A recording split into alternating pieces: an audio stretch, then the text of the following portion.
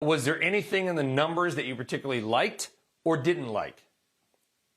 Yeah, I mean, as you pointed out initially, I think you can break it down into like the good and the ugly. With the not so great things, obviously being the top line miss, being Apple's IDFA changes, actually are indeed becoming or having an impact in the short run, even though Facebook is pointing out that with newer measurement tools, they're going to, be able to mitigate some 50%, of that attribution headwind that they're having from ATT.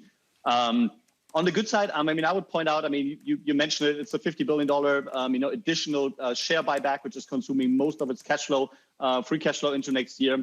And the new structure that they announced of breaking out Facebook Reality Lab is generally, additional disclosure, which is very welcome by investors. And the $10 billion of GAAP EBIT headwinds on the VR/AR side that they pointed out in 21 shows that its ads business actually runs at the staggering 50% EBIT margins. And then on top of that, Facebook announced that Reels ads is launching both on Instagram and will also be pushed to core Facebook at some point. So Facebook is pulling a trigger on Reels monetization moving into fourth quarter of 21. And that clearly gives them an additional, lever alongside like the muted kind of like user growth and time spent per user growth to drive impressions by further monetizing Reels.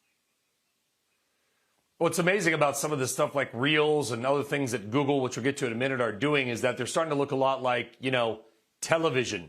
Basically, more video, and then in the middle of video, they throw some kind of an advertisement for soap or candy bars up on the screen. Is that going to hurt user growth? What I know about teenagers, by the way, is not much, but I do know this. They don't like ads. Yeah, I guess that's the way that these social media platforms generally approach it, right? They first, build communities of hundreds of millions of people engaging with that type of content before they're introducing ads to them. And that is what you see, with Reels on Instagram. That is what you see with Shorts on YouTube. That is what you see with Spotlight on Snapchat. It's going to be a very slow process of bringing ads into the picture here. And generally, users from the research that we do are happy with seeing targeted ads rather than ads that are fully not important to them. All right, so are you still bullish or should we own Facebook? Should we sell it if we own it? Should we buy more? Yeah, we had been neutral rated moving into the print, mainly pointing to like three of the four main growth drivers for the social media platforms, which again are user growth, time spent per user, is the ad load per hour, and is like price hikes or like the price per impression going up. The first three of them have been muted moving into the quarter. Monetizing Reels, could change the dynamic to a certain extent, given that you get more impression growth coming into the mix. All right, let's move on and talk about Twitter. You got a sell rating on Twitter with a $33 target. Obviously, Rocco, I don't need to tell you the stock is well above that. Do you got to revisit that target, or are you convinced that ultimately your thesis is going to play out and Twitter, while it's had a nice run, is not going to be able to last?